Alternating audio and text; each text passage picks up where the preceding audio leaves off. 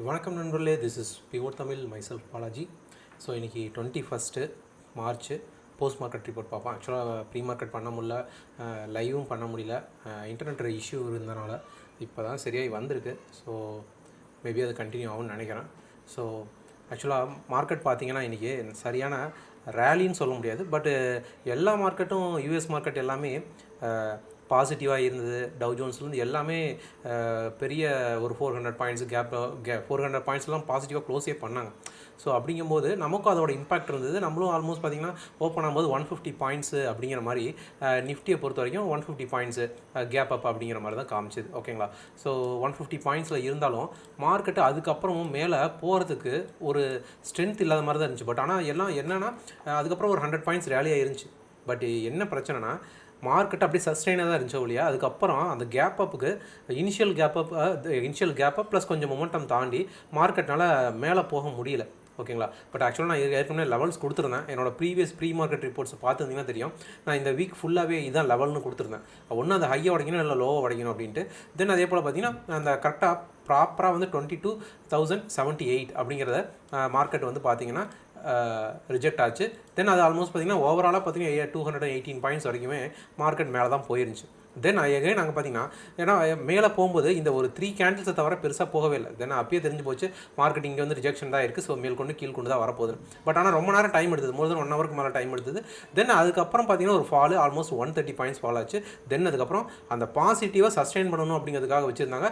தென் அதே போல் 3 o'clock மேலே ஒரு 3 கேண்டில் மறுபடியும் மேலே கொண்டு போயிட்டு தென் மார்க்கெட்டை நிஃப்டியை பொறுத்த வரைக்கும் பாசிட்டிவாக முடிச்சிட்டாங்க. ஓகேங்களா? எல்லா ஸ்டாக்குமே நல்லா ரேலியாக இருக்குது. ஸ்டாக்ஸ் எல்லாம் சொல்கிறேன். தென் பேங்க் நிஃப்டியோட பொசிஷன் பார்த்திங்கன்னு வச்சுக்கலாம். பேங்க் நிஃப்டி சிமிலராக தான். நிஃப்டியோட பேங்க் நிஃப்டி பார்த்திங்கன்னா ஆல்மோஸ்ட் ஒரு 600 பாயிண்ட்ஸ் பக்கம் ரேலி ஆயிருந்துச்சு காலையில். ஓகேங்களா? 300 பாயிண்ட்ஸ் மேலே ஓப்பன் ஆயிருந்தது கேப் அப். தென் 650 பாயிண்ட்ஸு. தென் அங்கே இருந்து பார்த்திங்கன்னா ஒரு ஃபால் ஆச்சு. தென் அதுலேருந்து பார்த்திங்கன்னா ஆல்மோஸ்ட் ஒரு 400 பாயிண்ட்ஸ் ஃபால் ஆச்சு. தென் அதுக்கப்புறம் பார்த்திங்கன்னா ஆல்மோஸ்ட் ஒரு மணிலேருந்தே சொல்லலாம். ஓகேங்களா? இல்லை நீங்கள் ஒரு 1:50 அதிகபட்சம் அங்கேருந்து மார்க்கெட்டு டோட்டலாகவே சைட்வேஸ்லேயே தான் இருந்துச்சு. பேங்க் நிஃப்டி சஸ்டெயின் பண்ணிச்சு, அவ்வளோதான். மார்க்கெட்டை கீழே விட்டுறக்கூடாது அப்படிங்கிறதுக்கு மார்க்கெட்டு சஸ்டெயின் ஆச்சு. தென் அதே போல் மார்க்கெட்டை அப்படியே ஹோல்ட் பண்ணி முடிச்சிட்டாங்க. ஓகே. தென் அதுக்கப்புறம் நம்மளோட ப்ராஃபிட் ஸ்ட்ராட்டஜி என்னாச்சு அப்படிங்கிறத நம்ம பார்ப்போம். ஓகேங்களா? ஆக்சுவலாக இன்றைக்கி பார்த்திங்க அப்படின்னா நானும் ஆக்சுவலாக கால் தான் எடுத்திருந்தேன். எப்பயுமே நான் ஃபஸ்ட் கேண்டில் போட மாட்டேன். பட் ஆனால் இன்றைக்கி கேப் அப்பாக இருந்து சஸ்டெயின் ஆனதுனால போட்டேன். பட் அது ஒரு 800 rupees ப்ராஃபிட் இருந்துச்சு. பட் அதுக்கப்புறம் நான் ஒரு ட்ரேடை மிஸ் பண்ணிட்டேன். ஆக்சுவலாக என்ட்ரி போட்டேன், பட் மிஸ் ஆச்சு. தென் அதுக்கப்புறம் பார்த்திங்கன்னா வெயிட் பண்ணி பார்த்தேன். தென் அதுக்கப்புறம் மார்க்கெட்டு திரும்பிடுச்சு. ஸோ இதுதான் அந்த லாஸ் ஆனது. தென் ஓவராலாக பார்த்திங்கன்னா மார்க்கெட் அதுக்கப்புறம் எல்லாமே புட் சைடில் மட்டும்தான் நான் எடுத்தேன். மார்க்கெட் தெரிஞ்சிச்சு புட் சைடில் அது எப்போ ரிஜெக்ஷன் ஆச்சோ ஓகே அதுலேருந்து புட்டுன்னு தான் தெரிஞ்சது. புட் சைடில் போட்டு ஆல்மோஸ்ட் வந்து பார்த்திங்கன்னா 1977 rupees ப்ராஃபிட். ஓகேங்களா? ஸோ இது வந்து 3rd day அப்படிங்கிறது. ஓகே. ஸோ இப்போ அதுக்கு வச்சு நம்ம ஸ்டாக்ஸ் பார்ப்போம். ஸ்டாக்ஸ் என்ன கண்டிஷனில் இருக்குது அப்படிங்கிறது பார்ப்போம். ஓகேங்களா? என்னோட கேபிட்டல் வந்து 25,000 தான். ஈவன் தோ நான் லாஸ் ஆனால் மார்க்கெட்டு ஏன்னா அந்த இடத்துல ரிஜெக்ட் ஆனால ஹெவியான நேற்றோட கண்டிஷனும் பார்த்திங்கன்னா அதே தான் நடந்துச்சு. மேலே போக ட்ரை பண்ணிச்சு, மேலே போச்சு, அப்படியே போச்சு, அந்த இடத்துல ரிஜெக்ட் ஆச்சு. தென் எகெயின் வந்து சிபிஆர் நோக்கி வரதுக்கு ஆரம்பிச்சிது. அது ஒரு கேப் ஃபில்லிங் இன்றைக்கி இருக்குது. ஹியூஜ் கேப்பாக இருந்ததுன்னா அது கேப் ஃபில் தான் பண்ண வாய்ப்பு இருக்குது. ஸோ கேப் ஃபில் தான் பண்ணிச்சு. ஓகேங்களா? தென் அதே போல் ஸ்டாக்ஸை பொறுத்த வரைக்கும் பார்த்திங்கன்னா ஓவராலாக பார்த்திங்கன்னா இன்றைக்கி எனர்ஜி செக்டர் ஆல்மோஸ்ட் 697 பாயிண்ட்ஸ் ரேலியாக இருந்துச்சு. தென் ஃபார்மா செக்டரும் almost 200 points, FMCG 344 points, metal பாருங்கள் 191. தென் அதே போல் ஸ்டாக்ஸை பொறுத்த வரைக்கும் ஹால் நல்லா இருந்துச்சு. ஓகேங்களா? ஸ்டாக்ஸு ஈவன் ஹெச்டிஎஃப்சி எல்லாமே அப்படியே சஸ்டெயின் பண்ணிட்டாங்க. மேலே கீழே விடக்கூடாது. ஆல்மோஸ்ட் பார்த்திங்கன்னா ஐசிசி பாருங்கள் 3.5. ஓகேங்களா? தென் அதுக்கப்புறம் கமின்ஸ் இந்தியா நல்லா போயிருந்துச்சு. கோஃபோர்ஜ் நல்லா போயிருந்துச்சு. நிறையா ஸ்டாக்ஸ் பார்த்திங்கன்னா எல்டி குரூப்ஸ் எல்லாமே நல்லா போயிருந்துச்சு 5%. ஓகேங்களா? எல்என்டி ஃபினான்ஸ் பாருங்கள் 4.7%. ஸோ ஸ்டாக்ஸை பொறுத்த வரைக்கும் நல்லா போச்சு. ஆனால் ஆக்சுவலாக என்னென்னா நிஃப்டி வந்து பெருசாக போகல. எனக்கு காலையில் போனது அது அப்படியே சஸ்டெயின் ஆச்சு. தென் ஃபால் ஆச்சு. தென் ஃபால்லேருந்து கண்டினியூஸாக ஃபால் ஆகாமல் அந்த இடத்துல மார்க்கெட்டை ஹோல்ட் பண்ணி நின்றுது.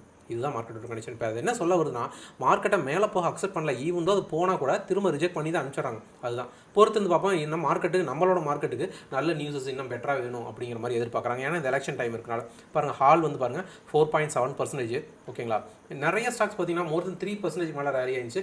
டாடா செக்டர் எல்லாமே மோர் தென் 1.5. அதில் பார்த்தா டாடா ஸ்டீலு, ஜேஎஸ்டபிள்யூ ஸ்டீலு. ஓகேங்களா? ஸோ நிறைய ஸ்டீல் ஸ்ட்ரக்சர் நான் ஒரு சிவில் இன்ஜினியரிங்னால ரோடிங்கில் ஸ்டீல் ஸ்ட்ரக்சர் வந்துருச்சு.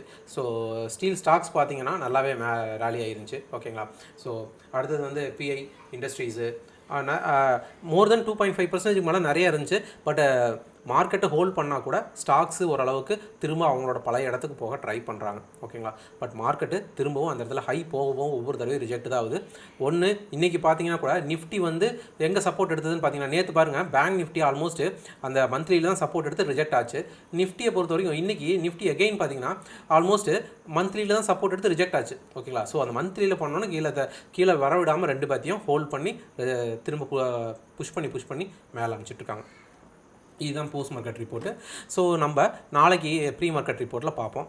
ஹோப்ஃபுல்லி இன்டர்நெட்டு பர்ஃபெக்டாக ஒர்க் ஆகும்னு நினைக்கிறேன். ஓகேங்களா? ஸோ நன்றி நண்பர்களே, நம்ம மீண்டும் நாளை காலை சந்திப்போம். நன்றி.